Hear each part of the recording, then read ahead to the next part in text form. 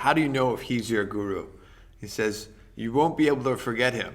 Yes, He'll be in your dreams. He'll be in your presence throughout the day. You just won't be able to get him out of your head. Yeah. That's really how you'll be able to understand that, oh, this is my guru. So if you're looking for your guru and Swamiji happens to appear in your space, in your visualizations, in your dreams. Om Sri Gurubhyo Namaha Harihi Om.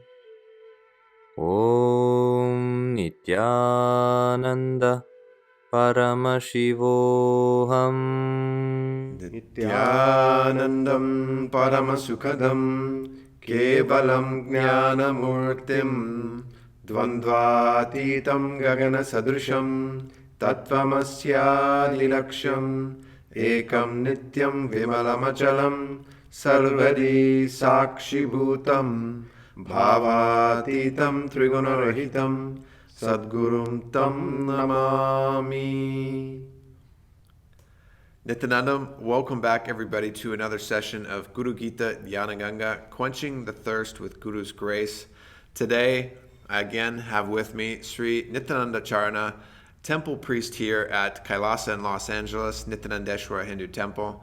My name is Sri Nithyananda. I'm an ordained Nityananda Yoga Acharya, and we've been diving into the Guru Gita, the sacred and auspicious Hindu text of Lord Shiva, revealing a very powerful, sacred teaching to Goddess Parvati, and that is the grace and the power of Guru and the importance of having Guru in one's life. And so we've been diving into each verse and chanting the original verse and then diving into the translation, relating the teachings to our Master, His Divine Holiness, Sri Nithyananda Paramashivam, and how he's been really taking these types of teachings that Shiva's revealed thousands of years ago and bringing them to the modern day life in ways that are much more tangible and accessible for the modern day seeker. Yes.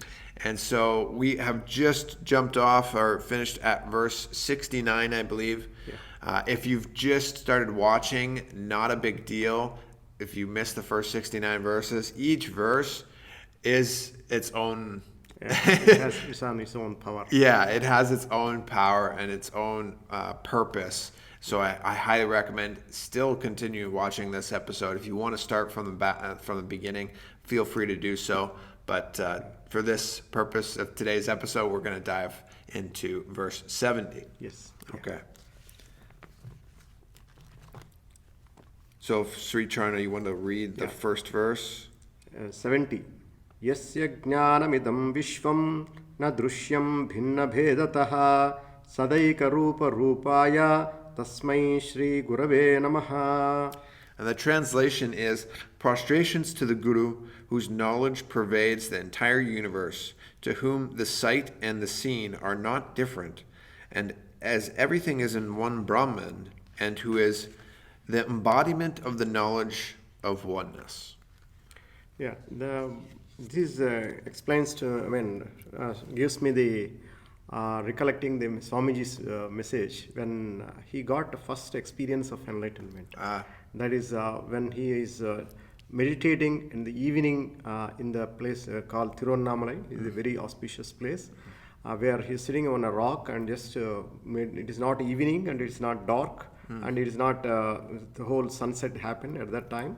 When sitting in the rock, he is meditating and contemplating on himself, and suddenly the click happened to him. Something, the spark enlightened spark entered into his face.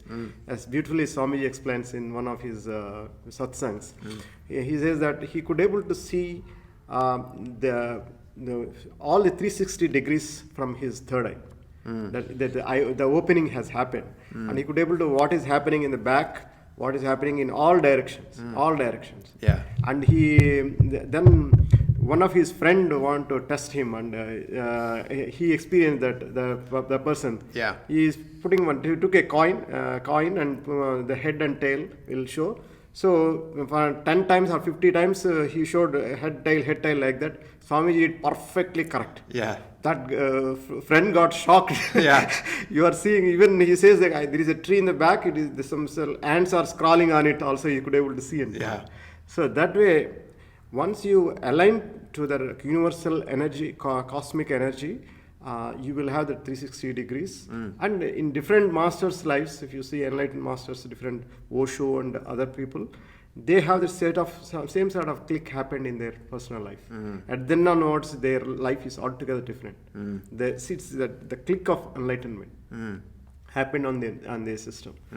Biologically, they see, yes, I am enlightened. That's sort of highest space. We can only get the inspiration from reading the books, but unless we experience it, we don't know what it is. Yeah.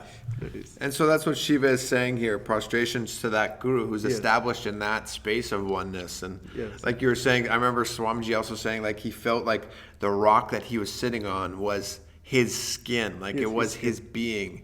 He felt no separation from a snake that was by, and the whole mountain itself. And yes, that powerful moment did you mention what age he was at? It is at 12 years old. 12 years old that Swamiji Even experienced before 12 this. years or something. Like that. And so... another thing is those who got this sort of experience, enlightenment before the age of maturity or before the age of 12, they are called Paramahamsas. There is this beautiful explanation in Swamiji's literature. Why you call him Paramahamsa? Paramahamsa means before there is a Paramahamsa, they used to say mythologically, if a bird which flies on the high altitudes, it drops the egg. Before the egg drops, touches the ground, it becomes another bird. So that is the analogy they explains. That before they get into these things, they got experience of enlightenment. That's why they call Paramahamsa. Beautiful. I never knew that. Yeah. Let's go to verse 71. Yasya jnatam matam tasya matam yasya navedasaha ananya bhava bhavaya tasmai Shri Gurave namaha. The translation is, the Brahman is rightly known only to him who holds the view that he doesn't know the Brahman. But the Brahman is known to him who holds the view that he knows the Brahman. I prostrate to the Guru who is established in this state of oneness. So Brahman meaning the cosmic consciousness again, the cosmic...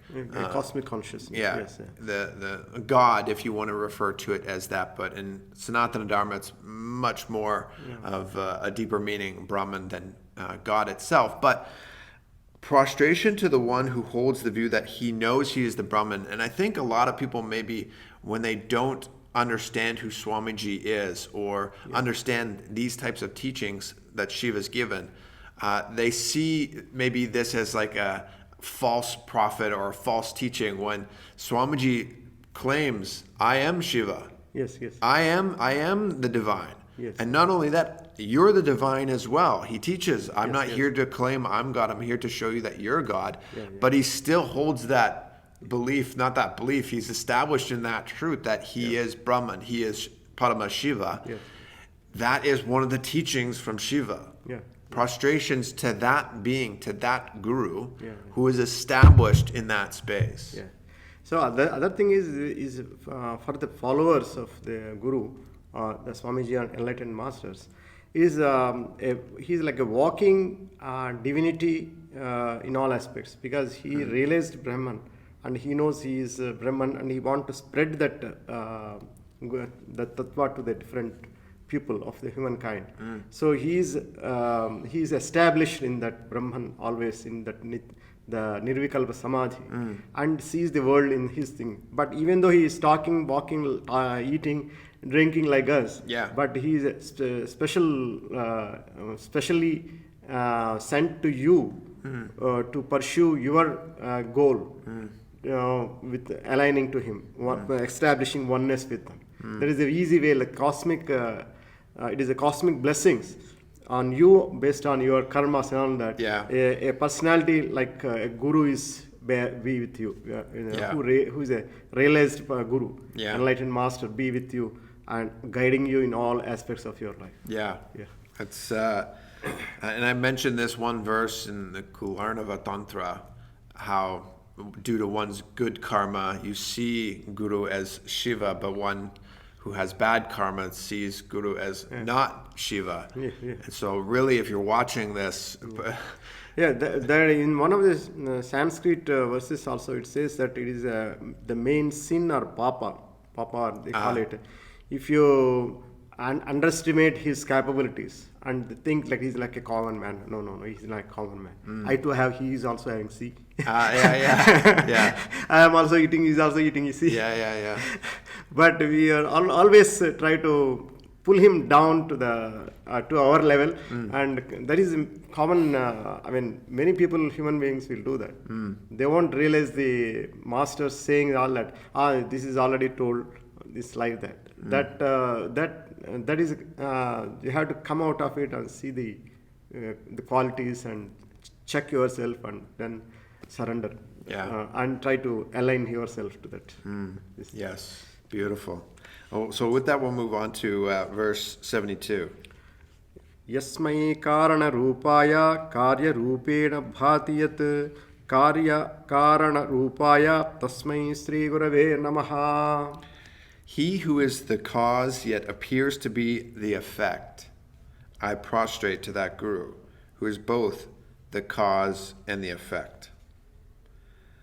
So the entire creation is often said to be the effect of the Brahman, and the entire creation is often said to be the effect, Yes. right? And the Brahman is the cause of that creation.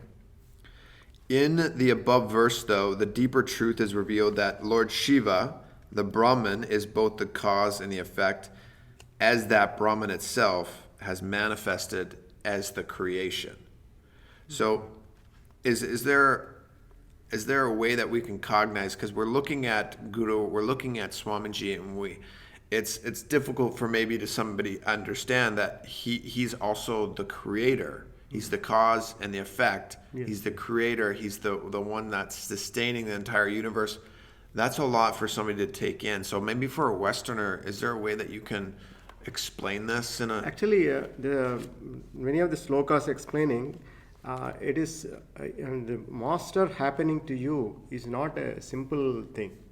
You aligning to the master, it is all the divine grace is causing that effect. And he will, the cosmic energy or the form will create situations around you to come out of it matured way and realize your own path to the cosmic anything, enlightenment, or your own path towards enlightenment. So there is the cosmic, out of compassion, the cosmic unknown all pervasive energy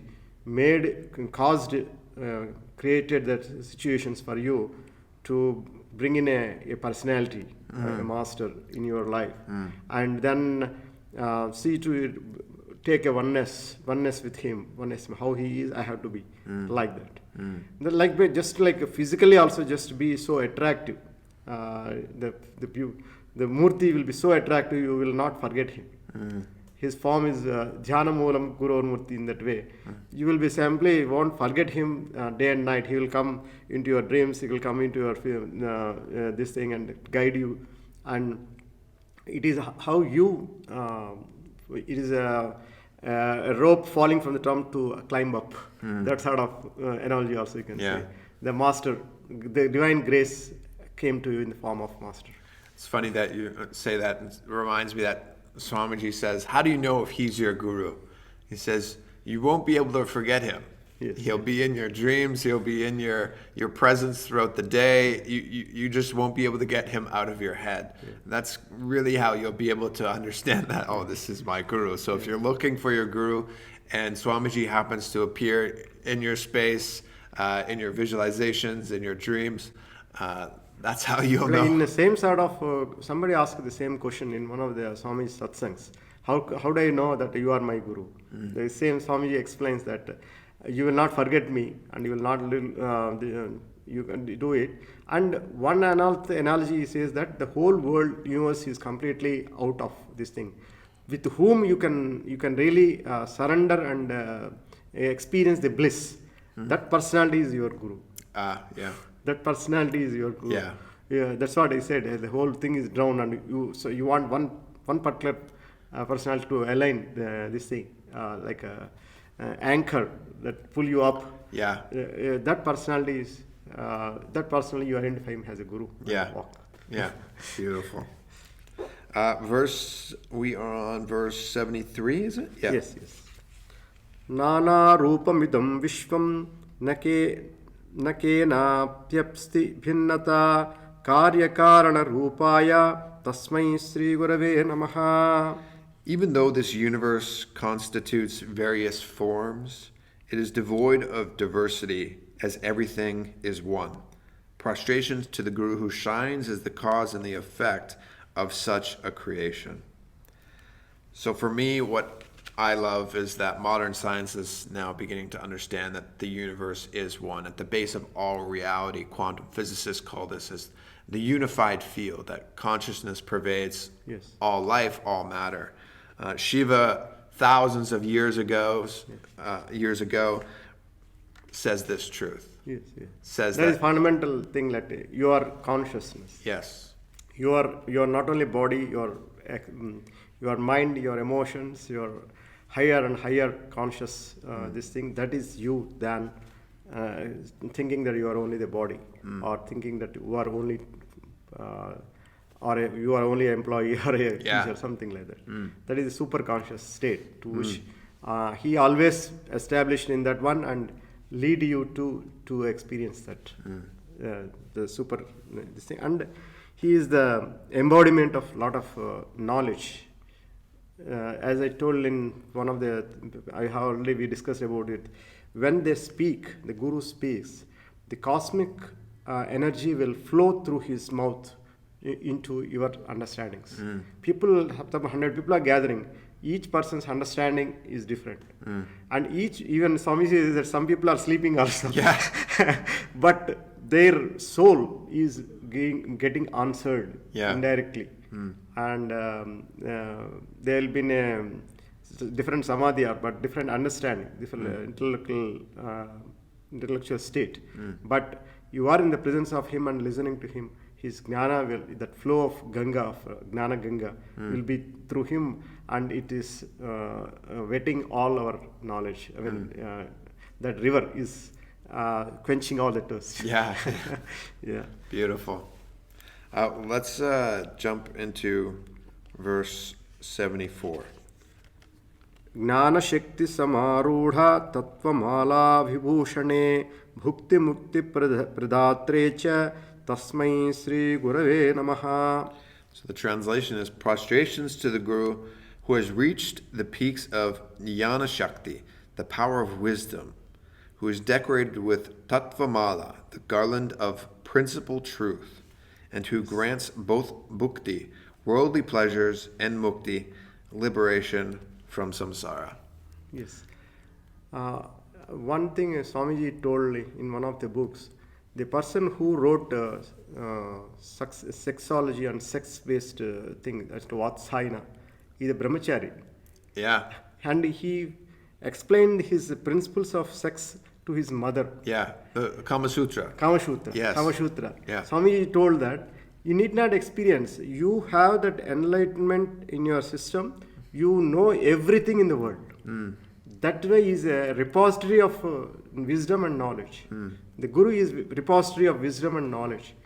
And whatever you think, that sort of understanding you'll get. That is why Tattva. Tattvamala means he knows your emotions, your body, your mind, what is taking decisions, or your ego is talking, or your surrender is talking, or your doubt is talking. Everything then he knows, and he will respond to that pertinent thing which you may not, your words may not question that. But he says that one common thing Swami says that I am answering your questioner. not you. Yeah. You see that not you, I will be answering your questioner. Yeah. The question is inside in you. And he knows by your rising up or talking, the way you question or some way, he will know where from the question is coming. Yeah. And he will, that is not simply question, but his presence itself will answer a lot of things. Even when we do the Guru Puja, by his presence, all the things will be cleared by his presence. That is the radiation that you experience with the Guru. Yeah. And also the fact that he grants both bhukti and mukti. So Swamiji's, he showers whatever you want, Yes. he'll give. You want bhukti, you want the worldly pleasures, he will shower that on you. If you want the liberation, mukti, if you want enlightenment, Paramashivatva, he also offers that. And I think it's beautiful to have that Guru that is obviously willing to fulfill those desires that you're unwilling or that you just want to fulfill. Guru is there, Shiva is saying. He has the power to fulfill those desires, to fulfill those worldly pleasures. I recollecting one Bhagavad Gita sloka. It says, Chaturvidha bhajante mam jana sukritorchuna artho jignaturardhardi gnanena bhartarshava. Artha means save me attitude people. Jignata means having little curiosity. Ardhardri means I want financial, I want to become wealthy. And Gnanis. All four will be quenching their thirst through my blessings. That is what Bhagavad Gita says. So Chaturvidha Bhaje, those are the people, really important people who will come around me. Okay. So they way Swami also, the embodiment of divinity, will based on your quest, your thirst, your quenching, he will fulfill that. And you feel the fulfilled life happening around you. Beautiful. If you are asking for, many people will come to Swamiji, asks, he says that most common people, I don't have children, please give me children. Swamiji says that you will take one apple, take this and eat. Next day she will have children. Yeah. See, that sort of thing is for many masters in India. That basic healing and blessing. That if you cross across the nation, India, lot of enlightened masters will do this sort of blessings. See, it is not saying you have to grow up, they won't teach anything. Your desire is to have some sort of wealth or some sort of, having a prodigy is also one of the wealth. Like I don't have children. Swami blesses. Thousands of people are blessed by Swamiji and many masters. So they have small minimum powers to giving complete jnana and take you to higher states of consciousness also is possible with enlightened master. Yes. Beautiful. Well said. Let's see if we can get one final verse in today, verse 75. Yeah. This is most famous one. Aneka janma samprapta karma bandha vidhahine gnana nila prabhavena tasmai Sri Gurave Namaha. Prostrations to the Guru who burns away the bondage caused by the deeds done in the innumerable past lives with the fire of transcendental knowledge. Yes. So the innumerable past lives that we've had, Guru can burn all of that karma. Yes.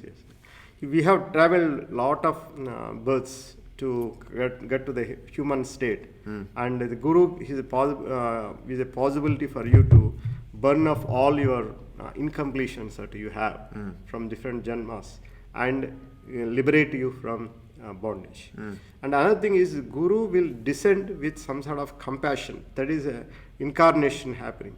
They, out of compassion to the human beings, they assume a body. But for us, we want some incompletion is there, that way we'll assume body. For him, he is not incompletion. It is simply out of grace and compassion, he will assume a body to inspire other people who are still dwelling in darkness and liberate them. That is their compassion. So if you're watching this video and you've come across our Guru, and in this lifetime, in this birth, it's a very auspicious happening. Just the fact that if you're interested in the Guru Gita itself and learning more, you're certainly on the right path. If you have not yet attended any of our Guru's programs or read any of his books, there's really a ton of different options depending on what really quenches your thirst. And Swamiji has a lot of different books. Living Enlightenment, the Bhagavad Gita Decoded. He's been speaking a lot about unclutching recently. A lot of different resources available to any seeker at any phase of their spiritual journey at whatever birth that you're in. Specifically, one program that's great for everybody that we've been mentioning is Paramashivoham, which of course you can go to paramashivoham.org and dive into not just the teachings but experiencing the benefits of what Swamiji is revealing, what Lord Shiva is gifting to humanity through His Divine Holiness. Would you have any final words to add to that, or? No, he is. We had to inspire everybody. Swamiji is inspiring everybody to follow his mission, where to expand the knowledge to the world through books, through different worships on Hindu ways of tapping the cosmic source of energy. Yeah. Those things. Yeah. Yeah. So take him up on that opportunity. Without a doubt, you will be glad that you did. And please do continue to come to these sessions if you are enjoying. Subscribe and hit the bell icon if you're new to the YouTube channel that is hosting this on our platform there.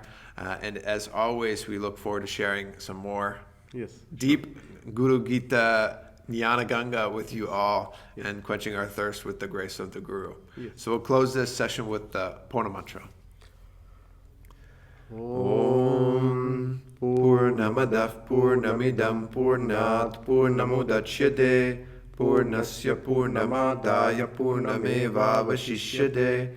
Om Shanti Shanti Shanti Hari Om Tat Sat. Sarvam Bhagavan Sri Nithyananda Paramashiva Paduka Paramastu.